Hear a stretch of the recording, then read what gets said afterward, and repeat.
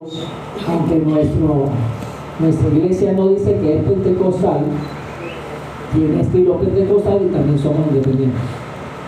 ¿Por qué no le pusimos Iglesia Cristiana Evangélica Pentecostal La Vida Verdadera? Por sugerencia del mismo pastor Joel Emanuel. La Iglesia del Tabernáculo de Dios es Iglesia Cristiana Evangélica, el Tabernáculo de Dios. Y él me dijo, si le colocamos el nombre pentecostal, entonces estamos definiéndonos con una organización, entonces los que no son pentecostales no nos van a llamar para trabajar con ellos. Si no le colocamos el nombre pentecostal, podemos trabajar con los pentecostales y con los que no son pentecostales. Y esa fue la razón por la cual no se le colocó el nombre pentecostal. Pero somos pentecostales porque creemos en el poder del Espíritu Santo. Somos iglesia porque el conjunto nuestro de personas es la iglesia. No es la estructura, no es el templo lo más importante. En la antigüedad era muy importante el templo, porque en el templo era donde habitaba la presencia de Dios. Y por eso se le daba tanta solemnidad al templo. El altar era sagrado. El recinto, no cualquiera podía entrar al recinto del templo. Y habían lugares especiales. Estaba el lugar santo, donde solamente entraban los sacerdotes. Y estaba el lugar santísimo, el lugar donde estaba la presencia de Dios, donde un solo hombre podía entrar. Y se llamaba el sumo sacerdote. Y por eso se le da el nombre de sumo sacerdote. Y la gente no tenía acceso a la presencia de Dios. Pero Cristo vino y cambió la estructura, rasgó el velo de arriba abajo con su muerte y crucifixión, abriendo la oportunidad a nosotros ahora tener acceso a la presencia de Dios. Todo ser humano que se arrepiente y vive una vida contrita y humillada puede llegar a tener acceso a la presencia de Dios. Por eso tenemos que vivir una vida santa para poder que el Señor habite en nosotros. Porque si vivimos una vida con pecado, no puede habitar en un lugar lleno de pecado. Ok. Si yo peco, sale la presencia del Espíritu de Dios de mí. Amén. Cuando dice la hermana santidad, está hablando de una vida de arrepentimiento, no de perfección. La persona arrepentida, cuando usted peca, ¿qué hay que hacer? Reconocer que fallaste, reconocer cuál es tu falla, corregir y no volver a hacer. Jesús recibió una mujer en adulterio y la iban a pelear. ¿Cuál fue su condición, su actitud? Porque Dios tenía misericordia más del pecador que de los que se hacían llamar pueblo de Dios. A los sacerdotes, a los fariseos, a los que conocían la ley, ¿cómo los trataba? Duramente. Porque eran muy legalistas, les gustaba decirle al pueblo lo que tenían que hacer, pero ellos no tenían reglas. Pero a los arrepentidos los trataba con misericordia, con compasión, pero no les toleraba el pecado. Les decía, vete, pero no peques más. Esa es la iglesia ahora de Jesucristo. Una iglesia imperfecta pero arrepentida y que cuando reconoce que algo ha fallado lo corrige y se aparta. Proverbio 28:13 dice que el que encubre sus pecados no prosperará, pero el que los confiese y se aparta alcanzará misericordia. Nosotros somos cristianos porque reconocemos nuestra falla, nuestro pecado y nos apartamos y esperamos su misericordia. Amén. Si hay alguno que se siente pecador, bienvenido a la iglesia. Esa es la iglesia de Cristo. Lo importante es que usted reconozca, se arrepienta y se aparte del pecado. Entonces, Jesús vino a establecer un nuevo orden, una nueva estructura. Y lo más importante para él era la iglesia. Por eso ascendió. Y voy a explicar en esta mañana lo que el proceso del ascenso. ¿Por qué Jesús tuvo que ascender? ¿Cómo lo hizo? ¿Cuál fue el acontecimiento? ¿Cuál fue la secuencia de la ascensión? ¿Qué sucedió minuto a minuto en esa ascensión? Y para ello tenemos que buscar tres paralelos. Solamente narran en los evangelios, el libro de Marcos y el libro de Lucas habla de la ascensión. Mateo no narra nada acerca de la ascensión. Y Juan casi ni lo menciona, solamente hay una palabrita por allí que utiliza el libro de Juan. Pero Lucas sí se encargó de describir la ascensión de Jesús, no solamente en el libro de Lucas, sino en su segundo manual, en su segundo libro, que es en el libro de los Hechos. Entonces vamos a estudiar Marcos, Lucas y Hechos, estos tres paralelos acerca de la ascensión de Jesús. Como les dije, Lucas es el último libro sinóptico. ¿Saben todo lo que significa sinóptico? Para los que no saben, sinóptico significa que tiene la misma estructura, la misma secuencia, la misma historia, organizada cronológicamente de los tres libros. Mateo, Marcos y Lucas relatan la vida de Jesús cronológicamente. Tienen la misma secuencia, pero Juan no. Juan no narra la vida de Jesús en forma ordenada, sino relató lo más importante que no contenían los otros tres libros. Porque Juan fue el último libro que se escribió de los evangelios. Como ya se habían escrito Mateo, Marcos y Lucas, le pareció a Juan escribir algo diferente. Y se concentró en la vida de Jesús desde el punto de vista de que él era Dios. Y por eso vemos desde Juan 1 mostrando a Jesucristo como Dios. Mostrando por qué ha sido eterno, es eterno y será siempre eterno. Y eso lo vamos a empezar a ver cuando comencemos el libro de Juan. Entonces Lucas, el último libro de los tres, que se llaman libros sinópticos. Comenzamos, Lucas 24, 50 al 53, vamos a leerlo todo. Lucas 24, del 50 al 53. Si alguien por favor me lo lee rápidamente. 4 versículos. Y lo sacó fuera. Y lo sacó fuera hasta Betania, y alzó su mano y los bendijo. Y aconteció que bendiciéndolo, se separó de ellos y fue llevado arriba al cielo. Ellos, después de haberle adorado, volvieron a Jerusalén con gozo, y estaban siempre en el templo alabando y bendiciendo a Dios. Vamos a ponerlo en un momento y vamos a orar.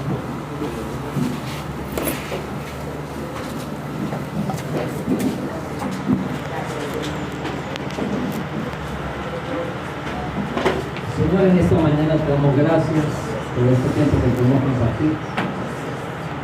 Te pido, Espíritu de Dios, que seas tú hablando a nuestro corazón, no solamente para tener un conocimiento, sino que podamos evaluar nuestra vida y los que todavía no nos hemos reconciliado contigo, poderlo hacer. Te pido que tu palabra traiga a nuestro corazón arrepentimiento, conversión, que pueda convencernos del pecado, de la justicia y del juicio venidero. Y lo rogamos en el nombre de Jesús. Te doy gracias, Señor. Ministranos a través de tu palabra en esta mañana. En el nombre de Jesucristo. Amén. Vamos a sentarnos.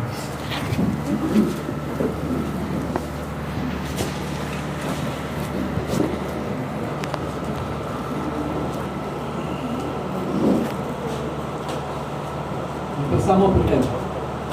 Lucas 24, 50.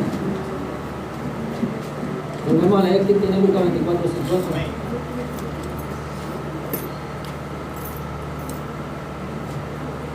Y los sacó fuera hasta Betania, y alzó sus manos, y los bendijo. Amén. ¿Dónde quedaba Betania? Cerca de los montes de los Olivos. Le traigo un mapa para que más o menos tengamos la idea. Está el apuntador. No, estoy perdido. Betania, A la derecha, más o menos tienen allí el monte de los Olivos en relieve. Y realmente En la parte donde dice Betania, lo que está en inglés. Es una entrada. No, es un camino, el camino desde donde estaban los discípulos después hasta donde los envió Jesús después de que ascendió. Betania los mandó después al templo, después de que terminó de ascender. Pero Betania quedaba muy cerca, pegado al monte de los Olivos. Prácticamente el monte de los Olivos no es un cerro, sino una serie de montañas, de cerros que habían allí en Israel, y a todo ese conjunto se llama Monte de los Olivos. Y se le decía Monte de los Olivos porque es que sembraban allí matas de olivo, y esa mata de olivo lo que hacían era que de ahí extraían el aceite para el pueblo de Israel.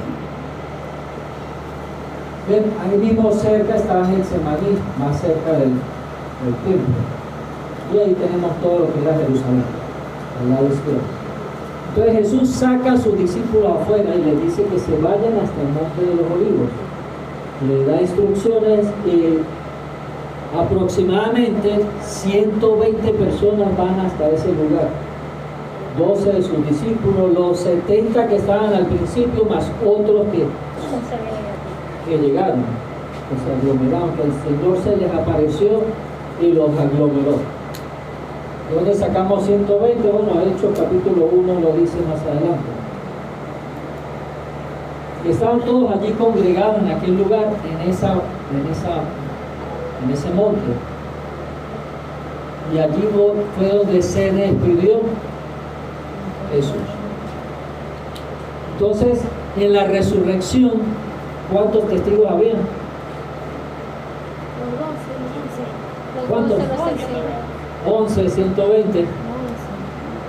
¿A cuántos se les apareció Jesús? A más de 500. A más de 500 personas. ¿Durante cuánto tiempo? 40 días.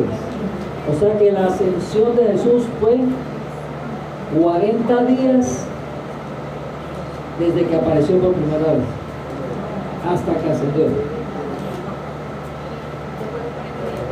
Después de 40 días. ¿De 40 días desde dónde? Desde que resucitó. O sea que duró Jesús apareciéndose a las personas 40 días. Y a los 40 días, ¿qué les dijo? Lo sacó, se despidió, ascendió y lo envió ¿para dónde?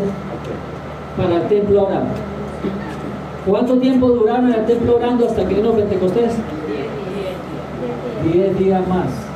Porque Pentecostés significa 50 días. ¿Y era 50 días a partir de qué? ¿De qué fecha? La Pascua. De la Pascua. La Pascua coincide con la muerte y la crucifixión de Jesús. ¿Está claro? Por eso se llama Pentecostés. 50 días después de la Pascua. Sigue. Jesús asciende. Dice Hechos 1:9, vamos a leerlo en la secuencia. Hechos 1:9.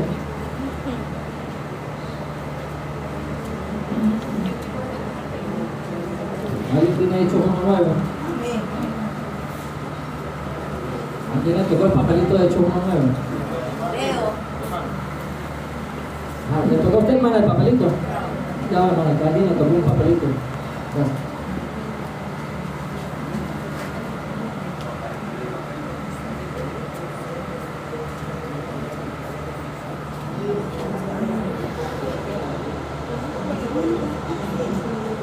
Y habiendo dicho estas cosas, viéndolo ellos, fue alzado y le recibió una nube que lo ocultó de sus ojos. Amén. Hechos 9 dice, viéndolo ellos es alzado y le recibió una nube que le ocultó de sus ojos. Esto es muy importante y era imprescindible declararlo y escribirlo. Porque más adelante vamos a ver una profecía que da el Señor a través de la Escritura.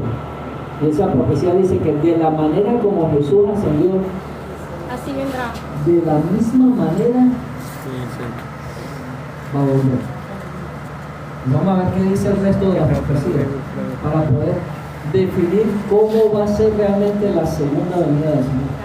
No sabemos el tiempo, ni nadie en este mundo puede declarar cuál es el tiempo, pero sí sabemos por la Escritura la manera y las características de cómo va a venir. Es lo que sí nos detalla bien definida la palabra de Dios. Sabemos cómo va a venir y en qué lugar, pero no la fecha. ¿Qué lugar? Ya vamos a ver. Habiendo dicho esto, mientras ellos miraban, fue llevado a las alturas hasta que una nube le ocultó de su vista. De hecho, es 1:9. Así como vino una nube y se lo llevó, de la misma manera va a regresar. ¿Cómo han escuchado que Jesucristo va a venir? En una nube. Y de hecho hay un coro que dice: en una nube blanca Cristo volverá. ¿Se acuerda de esa? Ya casi no se escucha. ¿Ah? Y estando ellos con los ojos puestos en el cielo, entre tanto que él se iba al cielo, he aquí se pusieron junto a ellos dos varones con vestiduras blancas. Ese Hechos capítulo 1, versículo 10. ¿Alguien tiene por ahí? Sí, vamos a leer ahorita el 10 y después leemos el 11. Y estando ellos con los ojos puestos en el cielo, entre tanto que él se iba, he aquí que se pusieron junto a ellos dos varones con vestiduras blancas. Amén. Ahora, ¿qué sintió la iglesia en ese momento? Alegría, no tristeza. ¿Alegría o tristeza? Lucas habla de gran gozo. Mira, Lucas 24. nostalgia.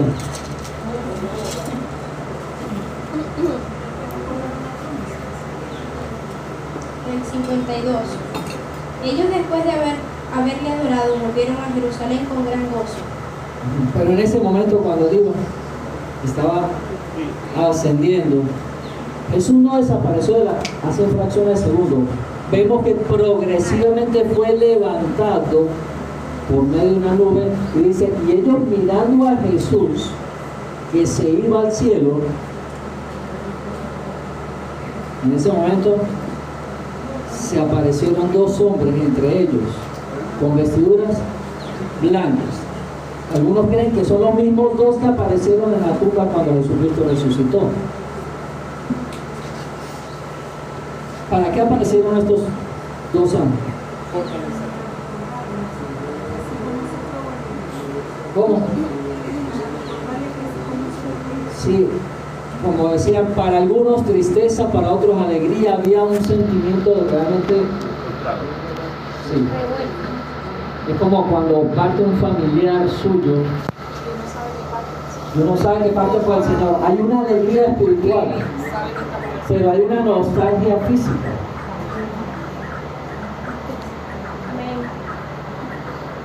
Nosotros somos, ¿cómo le digo yo? Humanamente tenemos emociones. Espiritualmente vivimos por la fe. Tenemos una parte carnal y una parte espiritual. Y vivimos ambas experiencias. Por eso tiene que haber un equilibrio entre lo espiritual y lo carnal. O mejor dicho, lo carnal no, lo espiritual y lo humano. Lo carnal no, lo humano. Tiene que haber un equilibrio. Nuestra mente no se puede concentrar solamente en lo material, porque descuidamos lo espiritual y nos va mal. Dios no te trata a ti, y hablo con los que han decidido seguir a Cristo. Escúchame bien, con los que han decidido seguir a Cristo. Si usted ha decidido seguir a Cristo, Dios no lo va a tratar igual que el mundo. Porque el Padre al Hijo que ama, lo disciplina. Al que no es hijo, no lo disciplina, se lo deja al diablo. Alguno dirá: bueno, hermanos, se pasó. ¿Cómo hacía el diablo? Pueden decirle que la Biblia me dice a mí, me ha enseñado y nos ha enseñado a todos, que los que no hemos decidido seguir a Cristo tenemos un final fijo, seguro. Y es que toda persona que no ha decidido seguir a Cristo va a terminar en el infierno. Porque dice que su padre es que el enemigo. Vosotros sois hijos. No lo digo yo, lo dice Juan 8:44. Y pueden ustedes buscar en su Biblia. Para que después no digan, mira, el pastor está mandando a la gente al infierno. No, lo dice la Biblia. ¿Cómo dice Juan 8:44? Entonces esto no es si usted cree, no quiere, es simplemente ya hay una predestinación. Dios predestinó dos caminos, el cielo y el infierno.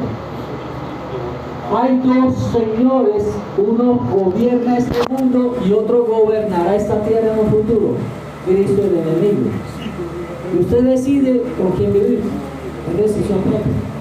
Dios te da libre albedrío que escoja. Él murió por todos nosotros. Pagó el precio en la cruz. Ahora depende de usted si lo quiere aceptar o no. Quiere vivir su vida como usted la quiere vivir, Dios te da la libertad que te estrelles y que te pierdas, es tu decisión. Ahora, ¿podemos nosotros influir en la decisión de nuestros hijos, de nuestro cónyuge? Sí, en la oración, es lo único que puede hacer.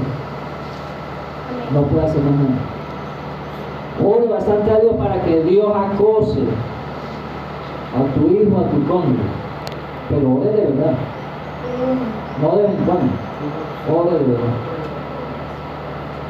Deje que su cónyuge o su familiar se enfrente contra Dios, porque va a perder, venga lo seguro. Pero no se enfrente usted contra su cónyuge o contra su hijo, porque usted va a perder. No se canse de utilizar las herramientas humanas, porque no va a lograr nada. Use las espirituales. Nuestra lucha no es contra carne y sangre, sino contra huestes, contra potestades. Entonces, contra esas cosas solamente son armas espirituales. ¿Vale? Ore a Dios y use sabiamente la palabra de Dios, no la suya. Repito, use sabiamente la palabra de Dios, no la suya. Porque a veces es usted que le quiere decir las verdades a su familiar. No funciona tanto como cuando usted le muestra bíblicamente. Muéstrele lo que dice la palabra de Dios, no lo que dice María, José, Pedro, lo que dice la palabra de Dios. Juan 8:44, Amén. Vosotros sois de vuestro padre el diablo, y los deseos de vuestro padre queréis hacer. Él ha sido homicida desde el principio, y no ha permanecido en la verdad, porque no hay verdad en él. Cuando habla mentira, de suyo habla, porque es mentiroso y padre de mentira. ¿Qué hace el que no es cristiano? No le gusta mentir. Y se la inventa y es feliz mintiendo. ¿Sí? Nuestros hijos cuando no son cristianos, téngalo seguro que te va a mentir. Porque no tienen fe. Tu cónyuge de ser cristiano le va a gustar la mentira. Y cada vez que haga algo malo lo va a tapar, lo va a justificar. Pastor, disculpe. Y el 45 dice, y a mí, porque digo la verdad, no me creéis, dice el Señor. Entonces, Dios nos trata diferente, de diferente manera.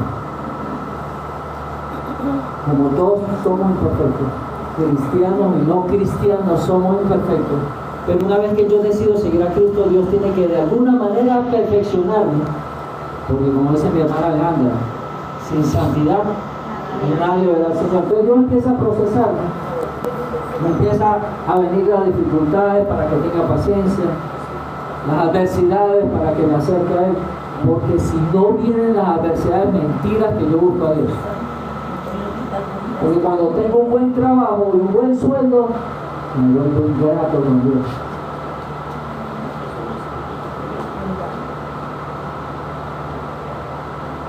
Cuando lo tengo todo, hasta pereza me da para orar, levantarme temprano. Pero tenga un problema grave, fuerte, que no pueda solucionar, a veces no me ayudan a la 1, 2 de la mañana, 3 de la mañana orando, gimiendo, clamando. Así somos los seres humanos, así soy yo, así es usted. Entonces no hay otra alternativa que Dios tiene que utilizar todas esas herramientas para que yo me acerque a Él. La adversidad. Como buen padre, entonces permite la adversidad para que yo me forme como un buen cristiano. Y ese es el modelo que tenemos que aprender nosotros como padres con nuestros hijos. Cuando usted da todo a su hijo, lo echa a aprender usted mismo. Aprenda del Padre Celestial a ser un buen padre. Un buen padre que ama a su hijo, lo disciplina. Y cuando fallas, si es menor de edad, lo castiga. Si ya está mayor de edad, hay otra manera de disciplinar.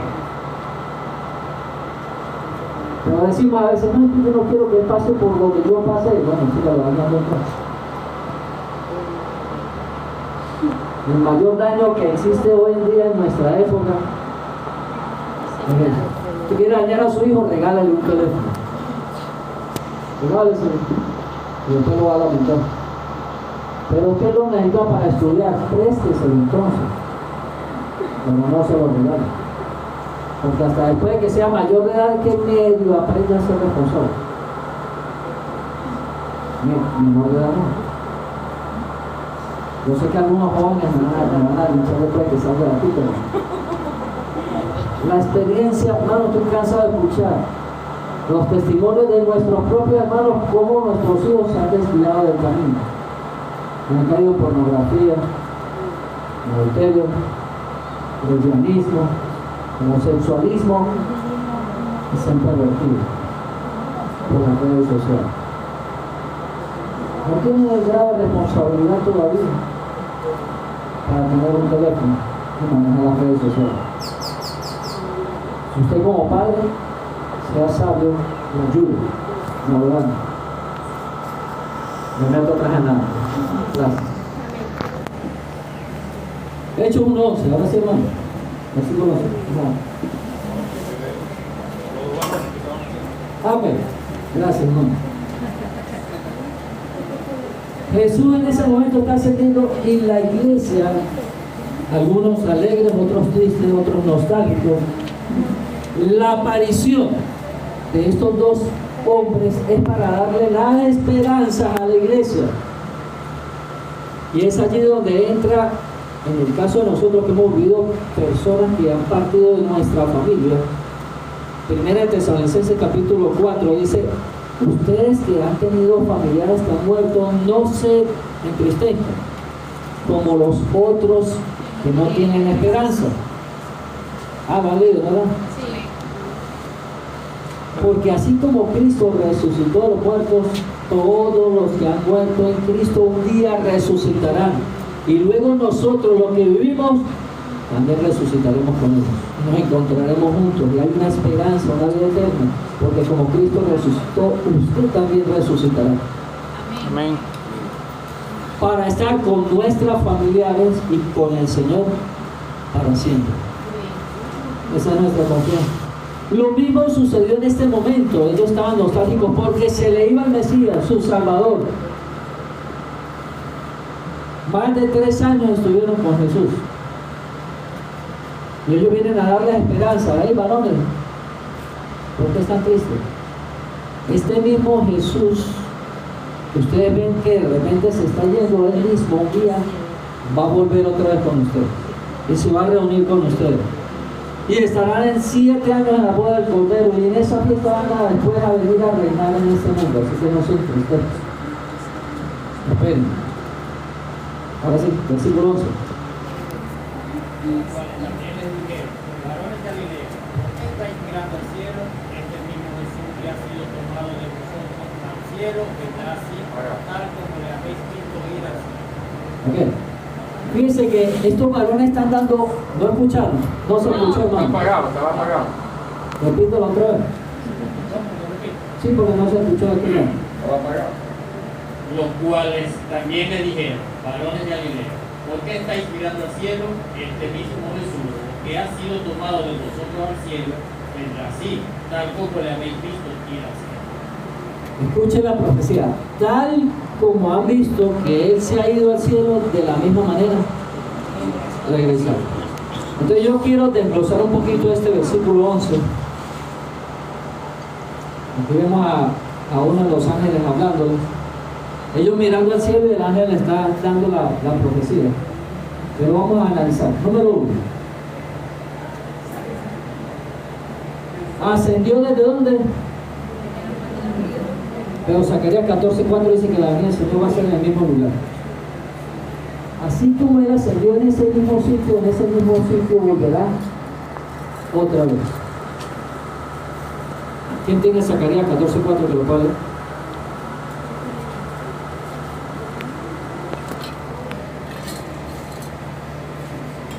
¿Cuántas cosas ocurrieron en el Monte de los Olivos? Apresaron a Jesús allí. Correcto. Cerca de ese mismo sitio quedaba Getsemaní, la transfiguración, la ascensión de Jesús y ahora su venida. Y su venida también. Entonces, ya eso nos está indicando a nosotros una señal bien definida. Lo que no podemos decidir, y que se lo preguntaron a Jesús, ¿cuándo de los tiempos? Solo mi Padre lo sabe. Ningún mortal, aquellos que hacen llamados profetas, puede decir la fecha de su venida. Ya han salido varios de diferentes religiones, han dado fecha, hasta evangélicos también. Zacarías 14:4. ¿Tú no tienes? Cristian. Y se afirma su pie en aquel día sobre el monte de los reyes. Duro, Cristian, pero no se escucha. O sube el volumen. Mi hermano.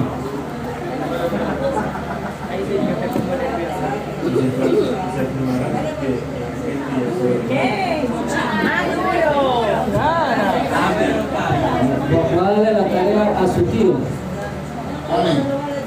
Bueno, Y se pues, afirmará su pie en aquel día sobre el monte de los olivos, que está enfrente de Jerusalén al oriente, y en el monte de los olivos se partirá por medio hacia el oriente y hacia el occidente.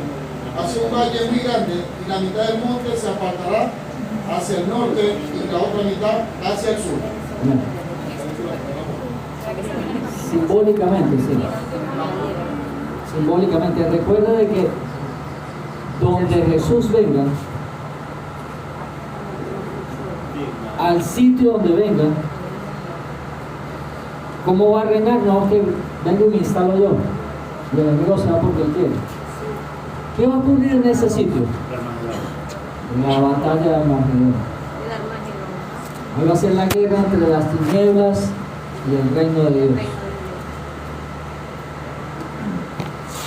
Y será una guerra no solamente espiritual, sino también física. Porque la batalla de Armagedón es una guerra física. Todos los gobiernos del mundo contra Israel. ¿Y quién va a defender a Israel? Dios. Quien siempre lo ha defendido. Ustedes ponen a mirar, Israel es un país pequeño y ha peleado con toda, con Irán, que es un monstruo, con Irak, con Kuwait, y para de cortar todos estos países que están alrededor palestinos, y no ha podido con Israel. Mire, uno veía que las películas ciencia ficción atacaban a Israel y no le caía ni siquiera un solo cohete. Uno lo veía así porque no sabía lo que estaba sucediendo. Hoy en día nos damos cuenta que no es ciencia ficción. Israel tiene un armamento más sofisticado que los mismos norteamericanos. Una cúpula de hierro que no entran misiles a una ciudad. Estallan en el aire. Un sistema de protección. Usted lo vio por televisión. Y parece película. Parece de película. Parece de película, ¿eh? Pero esa sabiduría se la ha dado Dios a Israel porque Dios les dio una promesa. Por eso es que aunque ellos estén equivocados, nosotros tenemos que seguir orando por Israel, porque hay una maldición para aquel que maldiga a Israel, y lo vivimos aquí en Venezuela.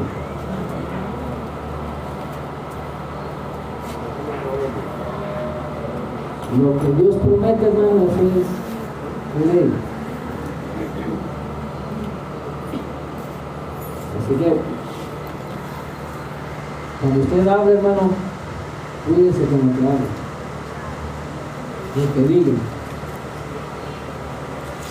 Seguimos. Ascendió de manera visible. Y de la misma manera, en volar. Mateo 24, bueno. ¿Sí no tiene?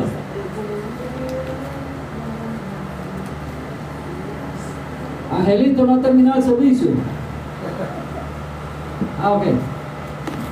Entonces aparecerá la señal del Hijo del Hombre en el cielo, y entonces lamentarán todas las tribus de la tierra, y verán al Hijo del Hombre viniendo sobre las nubes del cielo, con poder y gran gloria. Aproximadamente 120 personas fueron testigos de la ascensión de Jesús. De la misma manera, el pueblo de Dios dice que todo ojo le verá. La segunda venida de Cristo, no el arrebatamiento, la segunda venida de Cristo, el tiempo de la batalla de Armagedón, cuando se establezca el reino de Dios, y ahí sí podemos decir, ahora sí Venezuela es de Cristo. Mientras tanto no.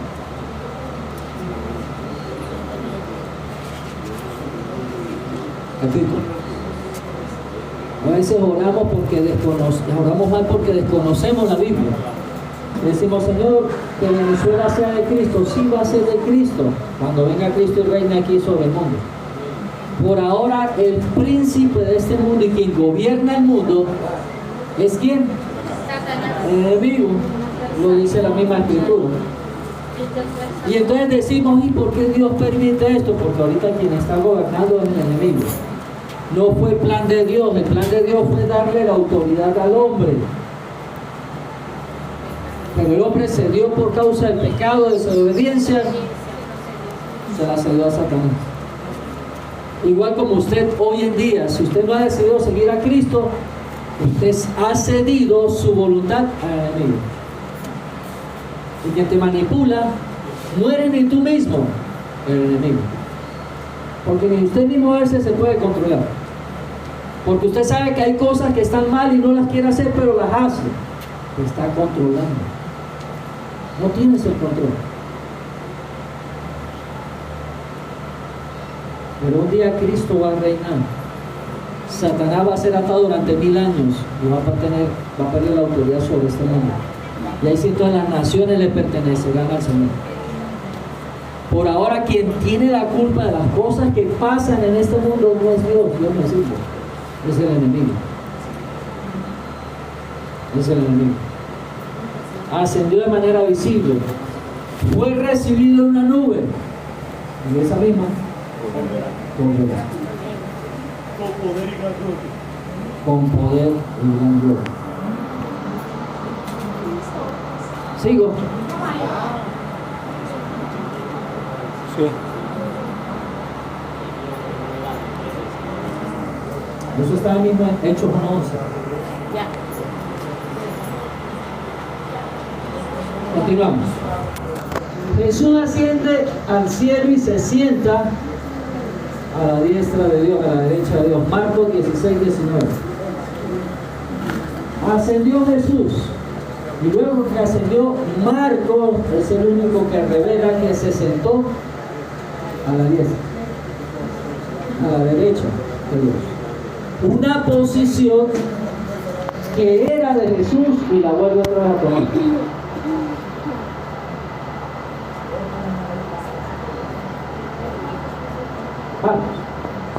Amén.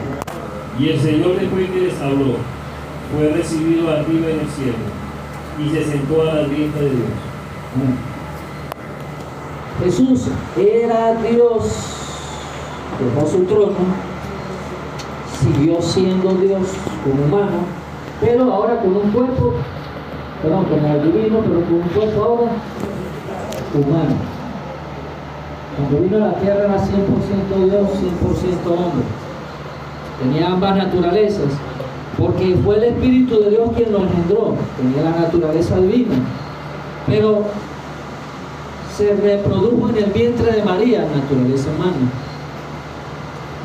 y vivió entre nosotros. Eso fue lo que dijo Juan capítulo 1, versículo 14. El Verbo se hizo carne y habitó entre nosotros. Dios por primera vez se hacía humano y habitaba con la humanidad.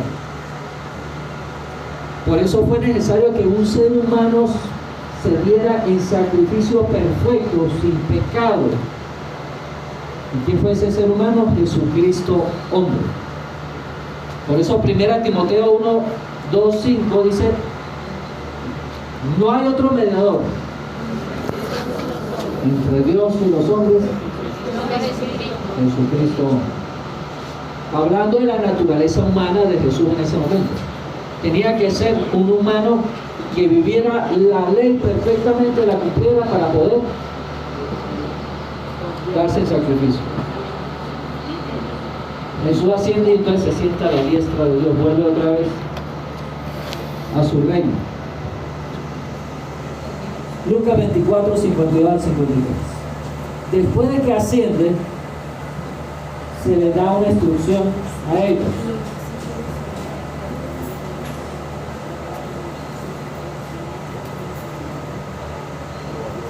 Sí, por favor. Lucas 24, 52 y 53. Y ellos, después de haberle adorado, volvieron a Jerusalén con gran gozo y estaban siempre en el templo alabando y bendiciendo a Dios. Amén. Durante los siguientes 10 días ellos se fueron al templo. Todos los días que iban a hacer, ¿qué iban a hacer?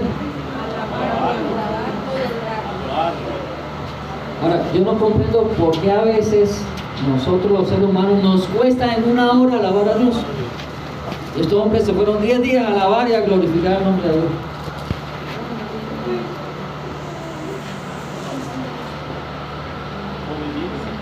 Hermano, si usted tiene problemas de alabar y adorar a Dios, examine qué le impide adorar a Dios, porque Dios pide adoración. Juan 4:23 dice que Dios es espíritu, y los que le adoran en espíritu es necesario que le adoren, porque Dios busca adoradores que le adoren en espíritu y en verdad. Si a ti te cuesta adorar a Dios, examina tu relación con Dios. Hay algo que está roto que no te permite adorar a Dios. Hay algo que te ha estado atando en tu corazón que no te está dando la libertad de adorar a Dios. Lógicamente, si no has decidido seguir a Cristo, es imposible que adores a Dios. No lo puedes hacer. Se necesita el Espíritu de Dios adentro para poder adorar a Dios. Pero si has decidido seguir a Cristo y tienes problemas en adorar a Dios, examina tu comunión con Dios. Hay algo que está roto. Hay alguna raíz de amargura en tu corazón que no te permite la libertad de adorar a Dios. Hay que evaluar qué es lo que me impide adorar a Dios. Porque la adoración a Dios, hermano, es una terapia espiritual grandísima. El que adora a Dios ora 3 veces, decía un predicador. Porque en la adoración Dios habita en medio de la adoración y de la alabanza. Y algún día nosotros, cuando partamos de este lugar, vamos a adorar a Dios. Entonces, esta vida es un ensayo previo, la introducción a la vida eterna. Si no te acostumbras aquí, necesitamos aprender a adorar a Dios. Por eso le hemos pedido al Ministerio de Intercesión, a las hermanas del protocolo. Voy a tener que pedirle favor a la pastora y a aquellos que estén espiritualmente bien, que cuando estemos en el tiempo de adoración nos ayude a ministrar a algunas personas, porque a algunos se les dificulta. Entonces sabemos que es un problema espiritual, entonces hay que ayudarnos, y lo haremos en todos los servicios hasta que los que no quieren se cansen hasta que logremos la unidad dentro de la iglesia y todos adoremos a Dios. Pero el propósito aquí es adorar a Dios, venimos a adorar a Dios, a aprender del Señor, a exaltar su nombre. Esa es la idea. Entonces, la adoración fue muy importante para la iglesia. Pues en esa adoración, 10 días después fue cuando vino sobre ellos un poder sobrenatural. ¿Por qué hoy en día no se manifiesta ese poder sobrenatural? ¿Por qué? Porque no adoramos a Dios. Porque no dedicamos suficiente tiempo en adorar a Dios. Quiere que ese mover se comience a manifestar en su vida, tener libertad espiritual, crecer espiritualmente. Estudie la Biblia y busque la presencia de Dios. Pero adore a Dios. Adore a Dios. Dedique tiempo en adorar a Dios. La adoración es la expresión de amor que nosotros como humanos podemos darle a nuestro Señor Jesucristo. Y cuando hablo de adoración no solamente cantarlo, estoy hablando de nuestro estilo de vida diario. Debe ser una adoración a Dios. ¿Amén?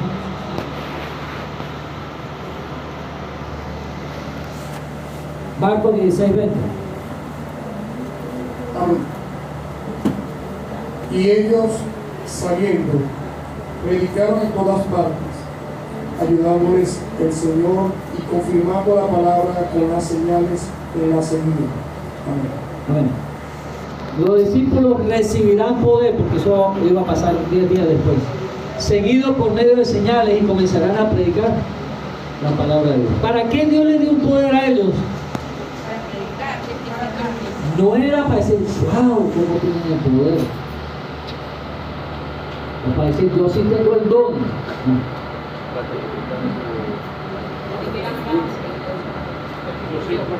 Sí. La manifestación del Espíritu de Dios es la evidencia de que Jesucristo ha resucitado, vive y que nos ha dado una autoridad y un poder. No para demostrar el poder, sino para predicar el Evangelio. ¿Saben por qué a nosotros nos cuesta predicar el Evangelio? ¿Por qué nos cuesta predicar el Evangelio? Algunos porque son nuevos, pero no tienen el conocimiento. Pero otros que son viejos, llevan el Evangelio.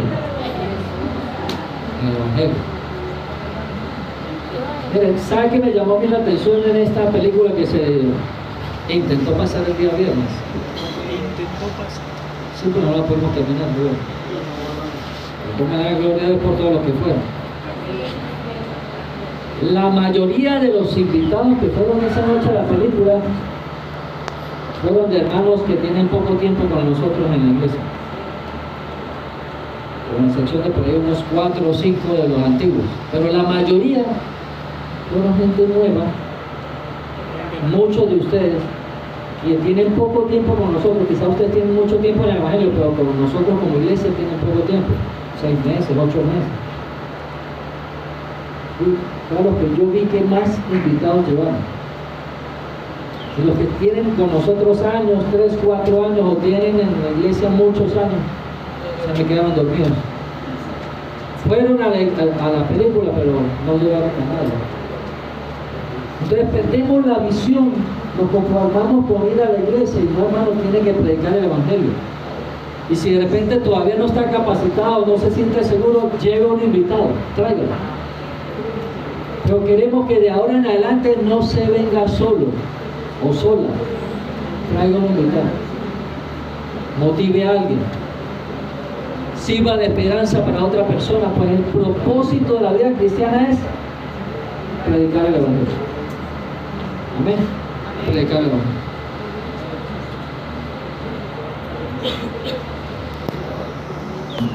Segundo punto. Termina la ascensión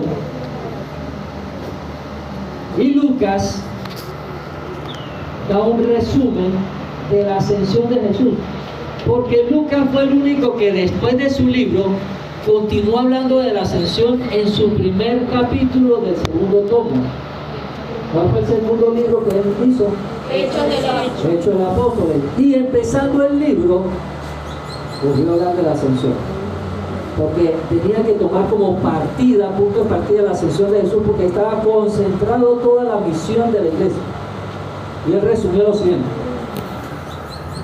Hizo un resumen de toda la historia. Número 1. No sé si lo leemos primero. Hechos 1, del 1 al 3. ¿Alguien lo tiene por ahí? Ajá, bueno. En el primer tratado, oh Teófilo, hablé acerca de todas las cosas que Jesús comenzó a hacer y a enseñar, hasta el día en que fue recibido arriba, después de haber dado mandamientos por el Espíritu Santo a los apóstoles que había escogido, a quien también después de haber padecido se presentó vivo con muchas pruebas indubitables, apareciéndose durante 40 días y hablándoles acerca del reino de Dios. Amén. Entonces, está diciendo aquí Lucas, el primer libro, o sea, el libro de Lucas que se hizo para mostrar que la vida en orden de Jesús. Su primer libro, el Evangelio de Lucas, lo hizo él con el propósito de mostrar la vida ordenada de Jesús. Pero me llama la atención el orden como lo puso. Lo que Jesús hacía y luego lo enseñaba. Vean el versículo 1:1. Busquen otra en su Biblia, Hechos 1:1. ¿Cómo termina diciendo el versículo 1? Jesús comenzó a hacer y enseñar. ¿O cómo termina?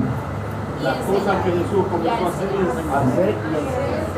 Lo que él hacía y luego enseñaba. Nosotros tenemos que acostumbrarnos primero a hacer y después enseñar. Esa era la manera como Jesús formaba. Primero hacía y después enseñaba. Primero hacía y después enseñaba. Los maestros que tenemos la responsabilidad de enseñar en niños, en jóvenes, en adultos, tenemos que primero hacer y después enseñar. ¿Cómo puedo yo enseñarle a otro pastor de organización si primero no lo hago aquí en la iglesia y después de que funcione? Ahí sí puedo enseñar. Mientras tanto no lo puedo enseñar. No puedo enseñarle a otro a ser pastor si primero yo no lo hago. Correcto. No puedo enseñar a perdonar si yo todavía hay personas que no perdonan. Eso es correcto. No puedo enseñar a... busquen a Dios de temprano, de madrugada, si yo no madrugo a buscar a Dios. Hermano, oren en la madrugada y el maestro no lo hace. Hermano, estudien la Biblia, yo no lo hago. La hebreo.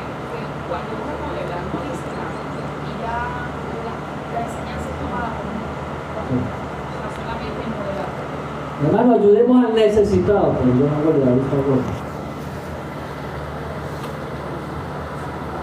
Hermano, ofrendemos, yo no lo hago. No digo una mala palabra en la casa. Entonces, tenemos que primero vivir y después enseñar. Segundo, dice Jesús padeció en la cruz. Dice la secuencia como Jesús padeció en la cruz. Jesús se presentó vivo.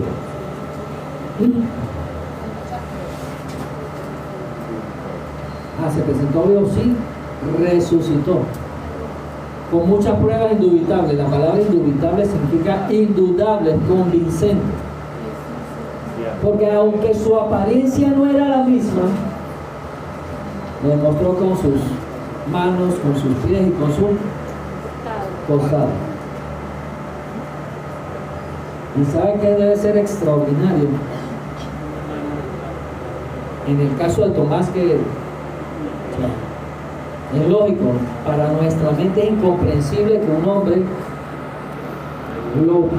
lo vieron, que lo mataron, lo crucificaron de las y volver otra vez vivo. No creo que yo hubiese caído también igual que Tomás. Vivió en su misericordia, hermano. ¿Tiene duda? Venga y meta el dedo. Venga y meta su mano aquí en el costado. Y meter su mano en el costado y de repente saber que está vivo. Aunque él venía diciéndole que iba a resucitar, ¿verdad? Ajá. Él venía diciéndole que él iba a resucitar. Yo pienso que ahí ellos todavía no estarían convertidos en, o sea, en la fe, en la creencia, porque Lo que pasa es que estas experiencias no son normales, no son comunes. No sé. y es fuerte de asumir. Mire, había un hombre, lo leí en un libro, no me acuerdo ahorita el autor, que él empezó a orar por un pastor que había muerto en un accidente, no sé si ustedes lo vieron en la película, 3 días.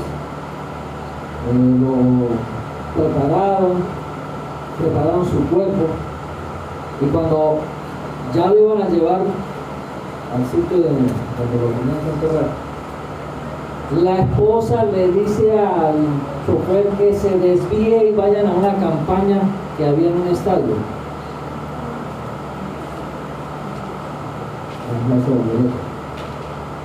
Fue lo primero que pensaron.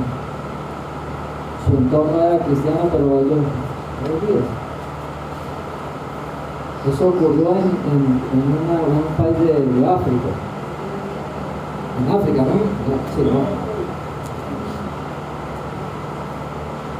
Y lograron, a través de diferentes dificultades, porque no los querían dejar entrar, porque en la campaña había un sistema de seguridad, guardia, etc.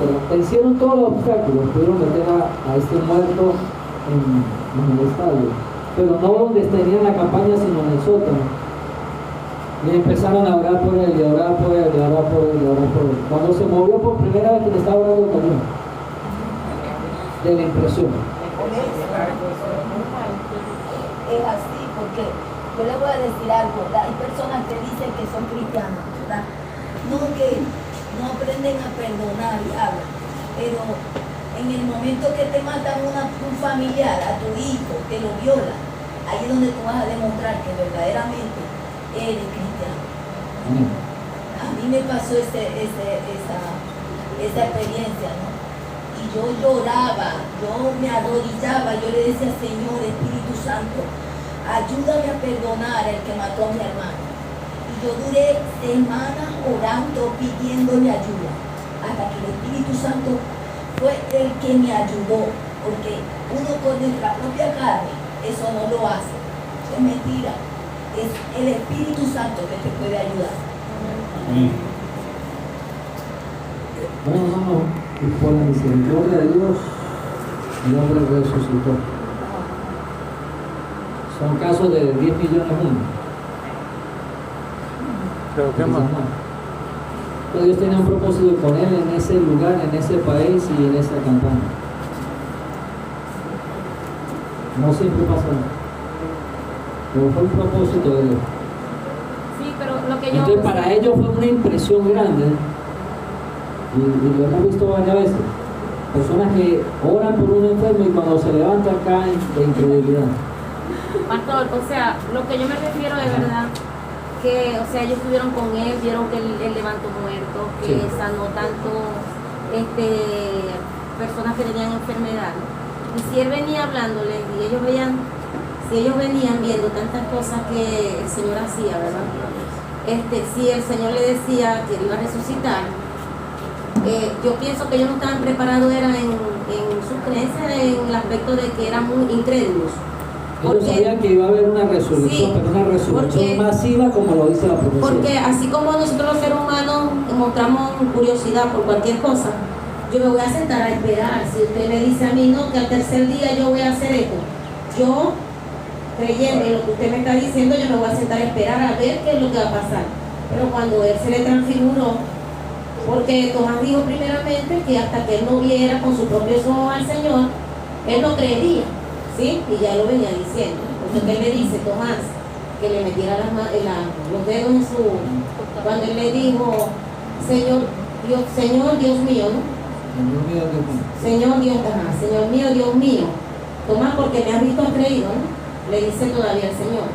Entonces yo me refiero ahí que si ellos venían con él y haciendo tantos milagros, tantas cosas delante de ellos, ¿por qué él tuvo que dudar en ese momento? O sea, yo no me caería para atrás por decir algo, porque ya yo venía viendo todas estas cuestiones que estaban pasando con Jesús. Todos son milagros, eso es lo que yo quiero, es mi punto de vista. Lo que pasa es que la resurrección era algo incomprensible para el ser humano.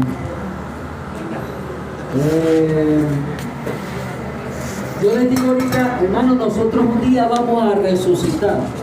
Y bueno, todos tenemos la esperanza de resucitar cuando venga la resurrección de los muertos, el arrebatamiento.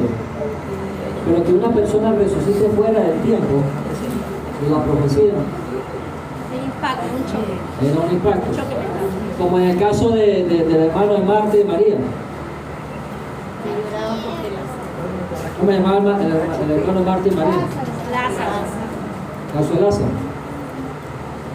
Para ellos era incomprensible que Lázaro volviera otra vez a vivir. Sabían de una resurrección futura, pero no la resurrección física de ese momento. Ahora, con 4 días de muerte. Me voy para el otro extremo. Aquella persona que se dice ser espiritual y todo lo espiritualiza.